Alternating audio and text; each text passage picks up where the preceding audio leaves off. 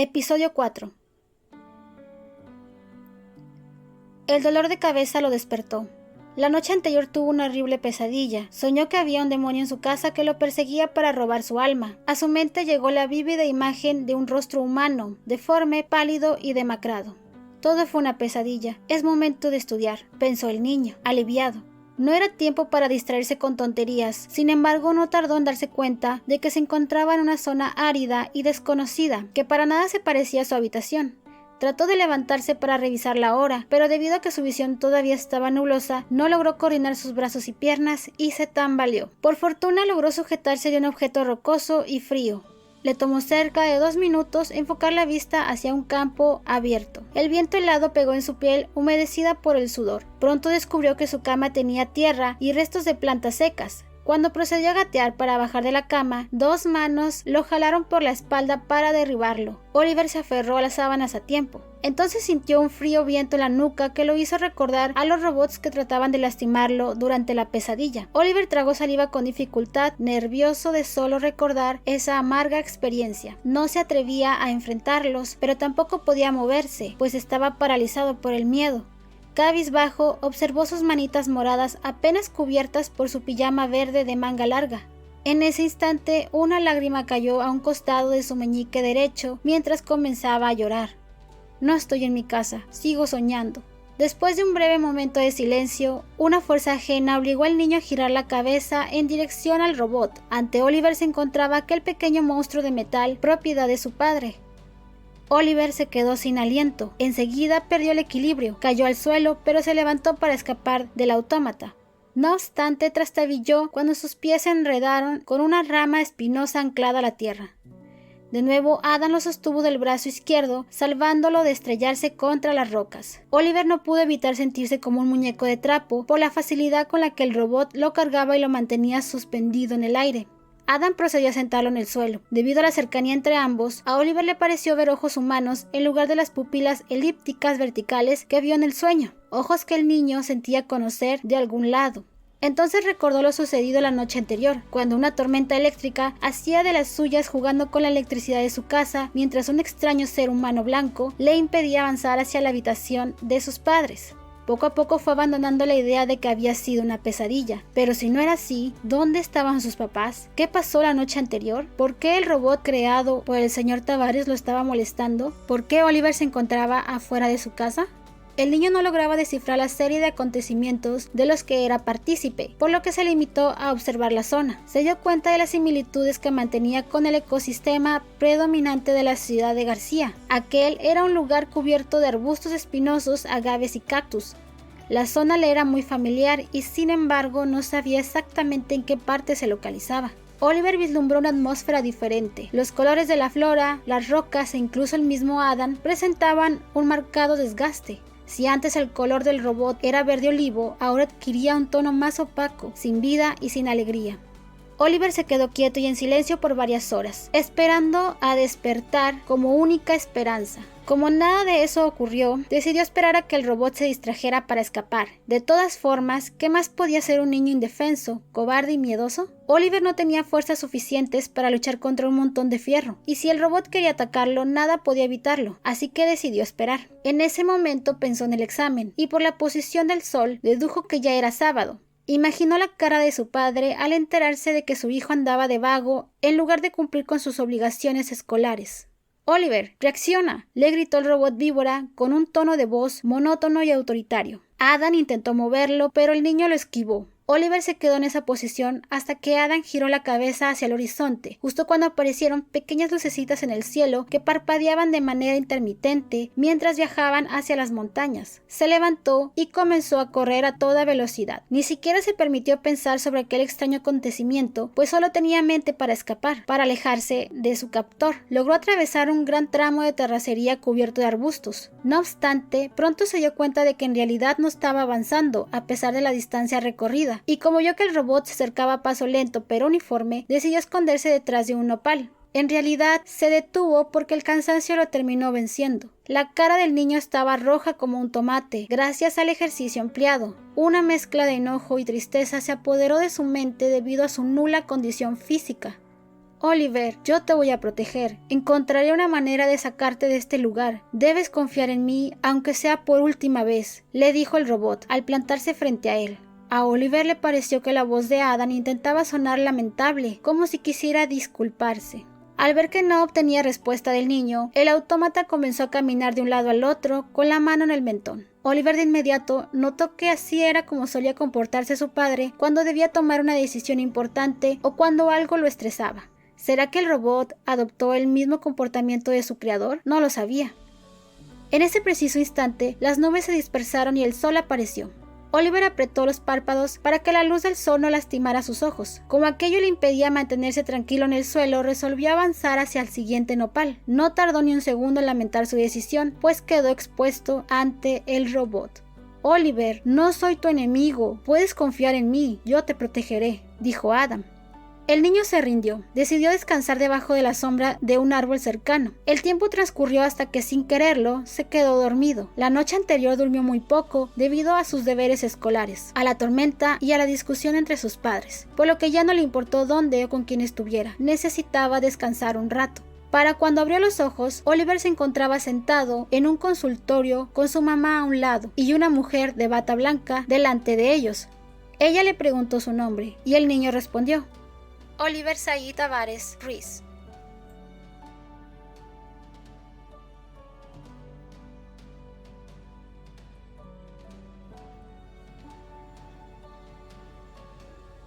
La doctora observó que su pequeño paciente presentaba tallones en la pierna, en la mejilla y en el brazo derecho, y de inmediato cuestionó a la madre sobre el origen de las heridas. Oliver se apresuró a responder con su vocecita frágil y temblorosa que había resbalado del columpio. Esto provocó que la doctora entornara los ojos hacia el niño de 6 años, enarcando una ceja. No le creía, pero tampoco lo iba a interrogar, ya que su objetivo era curarlo y no hacerlo sentir mal. El pequeño continuó relatando con una seriedad que rayaba en la ternura que durante la jornada escolar sus compañeritos de salón lo invitaron a jugar, pero al final ellos se distrajeron en sus teléfonos inteligentes y tabletas electrónicas.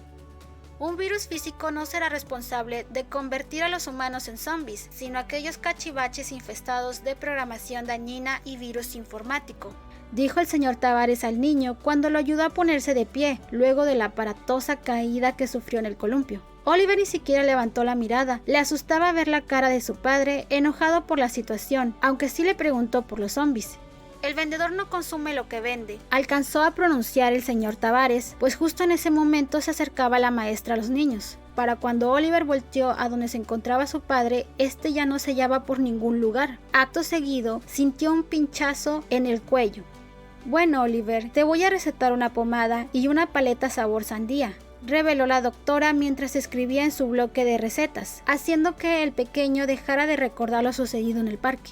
El niño asintió con una ligera sonrisa, le pidió permiso a su madre para regresar a los columpios. Melinda le sonrió con afecto, lo tomó de sus manitas y aprobó la solicitud bajo la condición de que tuviera más cuidado o de lo contrario lo castigaría. Oliver asintió con entereza como quien recibe una orden de un general, luego salió corriendo del consultorio. Las últimas palabras que escuchó de su madre lo despertaron. No te rindas, Oliver, sigue adelante. Ya despierto, Oliver se restregó los ojos y prometió que lucharía por regresar a casa.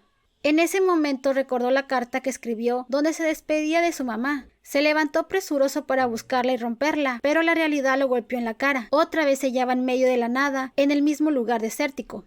Oh no, mamá descubrirá la carta, pensó el niño, aterrado y con el corazón latiendo sin control. Oliver reflexionó sobre el humanoide en la habitación de sus padres, pero no llegó a comprender cómo es que se encontraba en ese lugar. Se preguntó si ellos estaban bien o si también los había atacado el robot. Las dudas lo invadieron a tal grado que se imaginó lo peor. A continuación, comenzó a llorar, a gritar y a patalear todo lo que se encontraba a su alrededor para terminar brincando y girando sobre su propio eje. Oliver aseguraba que se había quedado solo, en un lugar desolado y triste. Ese monstruo, ese robot malvado, se repetía constantemente. No obstante, otro pensamiento comenzó a tomar sentido en la frágil mente del pequeño, donde el humanoide también lo había atacado a él y por ende ya no se encontraba con vida, al igual que sus padres. Oliver escuchó el sonido de un espejo quebrándose. Eso lo hizo detenerse, ya que el ruido lo obligó a taparse los oídos. Más tarde, se limpió los ojos y las mejillas con las mangas de su pijama. Finalmente se reincorporó, descubriendo que no muy lejos, Adam lo observaba. El robot seguía sentado en una roca grande y amorfa, con sus patas volando en el aire. Indignado, Oliver esperó el golpe final, pero de nuevo nada sucedió. Pasaron las horas y lo único que se estrelló en su cabeza fueron las hojas secas de los ébanos, arrastrados por el viento. ¿Árboles de ébano? En mi casa hay uno igual, pensó Oliver con una dosis de esperanza. Una ligera sonrisa iluminó su demacrado rostro. El niño buscó la procedencia de las hojas, pero todo lo que había alrededor era tierra. Cuando el sol estaba a punto de ocultarse entre las montañas, Oliver decidió levantarse. Luego realizó ejercicios de estiramiento, obligado por el miedo de que le diera un calambre o que el hormigueo paralizara sus piernas. Mientras tanto, Adam permanecía inmóvil, pero con su atención enfocada en el pequeño humano. ¿Por qué no me dejas en paz?, exigió Oliver, cansado del robot, que no le quitaba la mirada de encima. En esta ocasión, el niño decidió adoptar una actitud diferente, de valentía, aunque por dentro se moría de los nervios y hacía que su cuerpo lo traicionara con el temblor en sus piernas. Quería demostrarle al robot que de ser necesario estaba dispuesto a pelear por su vida, que ya no sería aquel niño débil e indefenso. Así era como Oliver actuaba cuando se sentía desbordado y acorralado. Así actuaba en la calle, adoptando una máscara de un niño que sonríe y que nada lo molesta, un niño que convive y se comporta como todos esperan de él, siendo dócil y obediente. Pero actuar de una forma cuando se siente de otra siempre desencadenaba en él una reacción violenta al llegar a casa, después de una difícil jornada en la escuela o en cualquier lugar que lo incomodara. Al ingresar a la casa, comenzaba a destruir todo lo que se atravesara en su camino, mientras gritaba y pataleaba hasta que ya no pudiera más. De esa manera, deseaba comportarse frente al robot. De pronto, algo se movió entre los arbustos a un costado de un riachuelo, cerca de donde Adam se localizaba. Oliver retrocedió y comenzó a caminar en sentido contrario, pues no estaba en sus planes averiguar qué clase de animal peligroso se ocultaba entre la hierba. Adam lo siguió, antes de llamarlo para que se detuviera. ¡Vete!, gritó el niño por tercera ocasión. En un momento dado, tomó una piedra del suelo e hizo como que se la aventaba. «No soy un perro», protestó el robot. Entonces el chico apresuró el paso hasta que consiguió alejarse lo suficiente para creer que al fin había escapado del peligro. En el camino, Oliver volvió a recordar lo sucedido la noche de la tormenta y reflexionó sobre la advertencia de su madre. Aunque no quería enfrentar a su padre tras el fracaso de no asistir al examen, por miedo a que lo regañe y lo abofetee tantas veces, todavía los extrañaba, aún quería verlos de nuevo. Después de todo era su familia. Su madre se convirtió en su principal motivo para levantarse y buscar una manera de salir del embrollo en el que se encontraba. Mientras el niño continuaba caminando sin rumbo fijo, Adam lo siguió a la distancia, cuidando sus movimientos para no alertarlo. A ojos del robot, Oliver parecía desorientado y de vez en cuando cambiaba de ruta. Oliver se pellizcó el antebrazo izquierdo para corroborar que seguía cuerdo. Bueno, no es un sueño, tampoco es mi imaginación, se dijo a sí mismo. No había duda alguna, todo era real. De inmediato se imaginó a decenas de policías dentro de la casa y a los costados de la propiedad, realizando una extensa inspección para encontrar su cuerpo herido y mayugado. Quizás su madre estaba muy preocupada por él, y su padre enojado, mientras los efectos del alcohol disminuían con el paso de las horas. Imaginó cuáles serían sus palabras cuando lo viera de nuevo, palabras que se sentirían como dardos en su corazón. Ni eso puedes hacer bien. ¿Por qué no tuve un hijo inteligente? Ni siquiera lograste sobrevivir, y aparte de todo eres un mentiroso.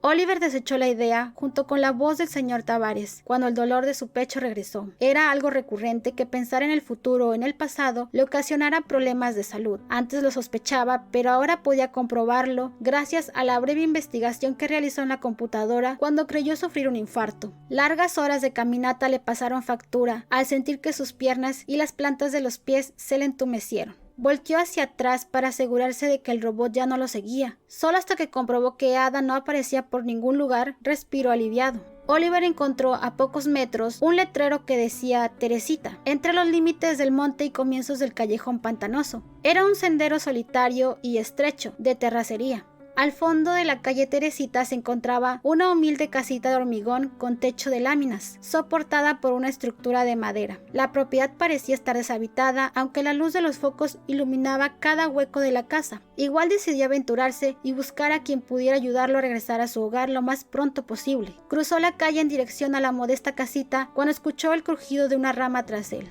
Oliver sintió escalofríos recorrer todo su cuerpo, al mismo tiempo que giraba la cabeza para ubicar al robot víbora a unos pasos de él.